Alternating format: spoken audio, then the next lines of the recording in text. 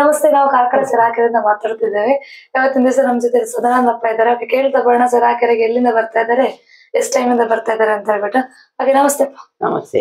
ಎಲ್ಲಿಂದ ಬರ್ತಾ ಇದ್ರಿ ಸರಾಕೆರೆಗೆ? ನಾವು ಸುಳ್ಕೆರೆಯಿಂದ ಕಾರ್ಕಳಕ್ಕೆ ಸರಕೆರೆಗೆ ಬರ್ತಾ ಇದ್ದೇವೆ. ಎಷ್ಟ್ ಟೈಮ್ ಇಂದ ಬರ್ತಾ ಇದ್ದೀರಿ? ಸಾಧಾರಣ 2 ತಿಂಗಳು ಆಗ್ತಾ ಬಂತು. ಬರುವಾಗ ಏನೆಲ್ಲ ಪ್ರಾಬ್ಲಮ್ಸ್ ಇತ್ತು ನಿಮ್ಗೆ? ನನ್ಗೆ ಕಾಲು ಗಂಟು ನೋವು, ಮತ್ತೆ ಸ್ವಲ್ಪ ಹೊಟ್ಟೆ ದೊಡ್ಡದಾಗಿತ್ತು, ಕೈ ಗಂಟು ನೋವು, ಮತ್ತೆ ದೃಷ್ಟಿ ಸ್ವಲ್ಪ ಮಂದಾಗಿತ್ತು. ಅದು ಸ್ವಲ್ಪ ಕ್ಲಿಯರ್ ಆಯ್ತು. ಹಾಗೆ ಯಾವ್ದಕ್ಕೆಲ್ಲ ಮಾತ್ರೆ ತಗೊಳ್ತಾ ಇದ್ರಿ?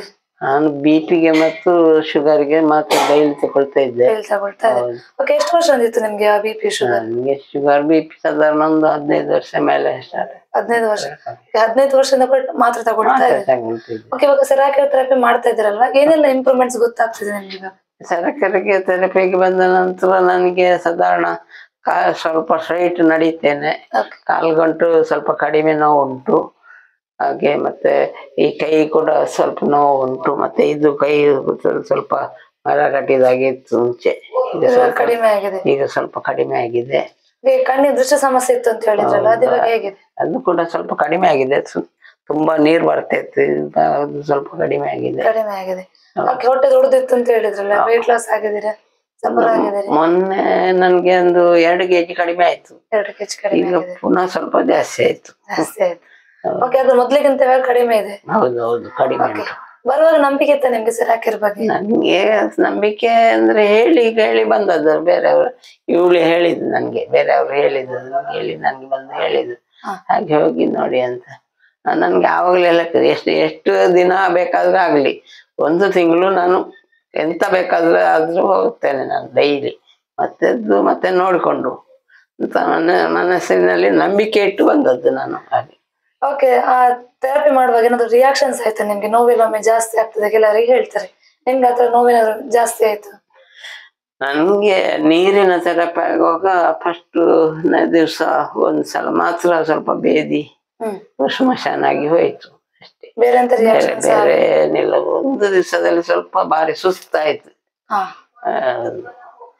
ಸರಾಕೆರೆ ಬರ್ತಾ ಇದ್ರಲ್ವಾ, ಅಲ್ಲಿ ನಿಮ್ಗೆ ಯಾವ ಥೆರಪಿ ಒಳ್ಳೇದಾಗ್ತಾ ಇತ್ತು? ಥೆರಪಿ ನನ್ಗೆ ಸಾಧಾರಣ ನಾನು ತಕೊಂಡ ಮಟ್ಟಿನಲ್ಲಿ ಎಲ್ಲ ಒಳ್ಳೇದಾಗ್ತದೆ. ಇವತ್ತಿನ ದಿವಸ ಬೆಡ್ ಮ್ಯಾಟ್ ಅನ್ನ ಮನೆಯಲ್ಲಿ ಯೂಸ್ ಮಾಡ್ತಾ ಇದ್ದಾರೆ, ಯಾಕೋಸ್ಕರ ಮನೆಗೆ ತಗೊಂಡಿದ್ರಿ ಇವತ್ತಿನ ದಿವಸ? ಬೆಡ್ಡಿನ ಮನುಷ್ಯಗೆ ಡೈಲಿ ಇಲ್ಲಿಂದ ಅಲ್ಲಿಗೆ ಹೋಗ್ಲಿಕ್ಕೆ ಬರ್ಲಿಕ್ಕೆ ಕಷ್ಟ ಆಗ್ತದೆ.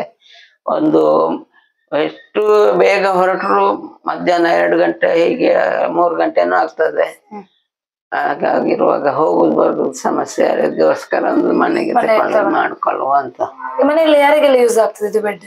ಮನೆಯಲ್ಲಿ ಸಾಧಾರಣ ನೀವು ಹೇಳಿದ ಪ್ರಕಾರ ನಮ್ಗೆ ಎಲ್ಲರಿಗೆ ಇದಕ್ಕೆ ಆಗುವಾಗ ನಮ್ಗೆ ಎಲ್ರಿಗೆ ಆಗ್ತದಲ್ಲ. ಇದಕ್ಕೆ ಹಣವನ್ನ ಇನ್ವೆಸ್ಟ್ ಮಾಡಿದೀರಾ, ನಿಮ್ಗೆ ವೇಸ್ಟ್ ಅಂತ ಅನಿಸ್ತಾ ಇದೆ? ವೇಸ್ಟ್ ಅಂತ ಆದ್ರೆ ಇದು ಮಾಡ್ಲಿಕ್ಕೆ ಉಂಟ, ನಾವು ಮಾಡ್ಬೇಕಾ?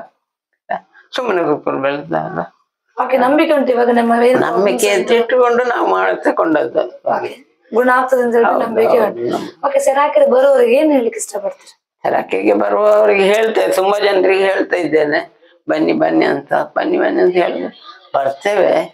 ಈಗ ನನ್ಗೆ ಪುರ್ಸೊತ್ತಿಲ್ಲ, ಹಾಗೆ ನನ್ಗೆ ಅಂಗಡಿಯಲ್ಲಿ ಜನ ಇಲ್ಲ ಅಂತ ಸಮಸ್ಯೆ. ನನ್ಗೆ ಮನೆಯಲ್ಲಿ ಕೆಲಸ ಉಂಟಂತ ಹೇಳ್ತಾರೆ. ಡೈಲಿ ಬಂದ್ರೆ ಇಂಪ್ರೂವ್ಮೆಂಟ್ಸ್ ಆಗ್ತದೆ ಅಂತ ಹೇಳ್ತೀವಿ. ಬಂದು ನೋಡಿ, ಒಂದು ವಾರ ಆದ್ರೂ ಬಂದು ನೋಡಿ, ನಿಮ್ಗೆ ಎಷ್ಟು ಇದು ಆಗ್ತದಂತ ನಿಮಗೆ ಗೊತ್ತಾಗ್ತದೆ. 1 ವಾರ ಬಂದು ನೋಡಿ ಅಂತ. ಕಡೆ ಪಕ್ಷ ಅದು ಆಗ್ಲಿದ್ರು ಒಂದು ದಿವಸದ ಮಟ್ಟಿಗಾದ್ರೂ ಬನ್ನಿ ಅಂತ ಕೆಲವರು ಎಷ್ಟು ಜನರಿಗೆ ಹೇಳ್ತಿದ್ದೆ. ನಿಮ್ಮ ಮನೇಲಿ ಯಾರಿಗಾದ್ರೂ ಬೇರೆ ಪ್ರಾಬ್ಲಮ್ಸ್ ಇದೆಯಾ? ನಿಮ್ಮ ಹೆಂಡತಿಗೆ ಅಥವಾ ಏನಾದ್ರು ಹೆಲ್ತ್ ಅಲ್ಲಿ ಪ್ರಾಬ್ಲಮ್ಸ್ ಇದೆಯಾ?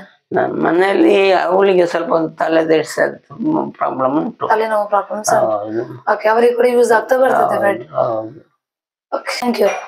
ಇಷ್ಟೊತ್ತು ಇಂಪ್ರೂವ್ಮೆಂಟ್ಸ್ ಅನ್ನ ಹೇಳಿದ್ದಾರೆ. ಸೊ ನೀವು ಕೂಡ ಸರಾಕೆರೆ ಥೆರಪಿ ಕಂಟಿನ್ಯೂ ಮಾಡಿ, ಬೆಸ್ಟ್ ಆಗಿ ಇಂಪ್ರೂವ್ಮೆಂಟ್ಸ್ ಅನ್ನ ಪಡ್ಕೊಳ್ತಾ ಬನ್ನಿ. Thank you.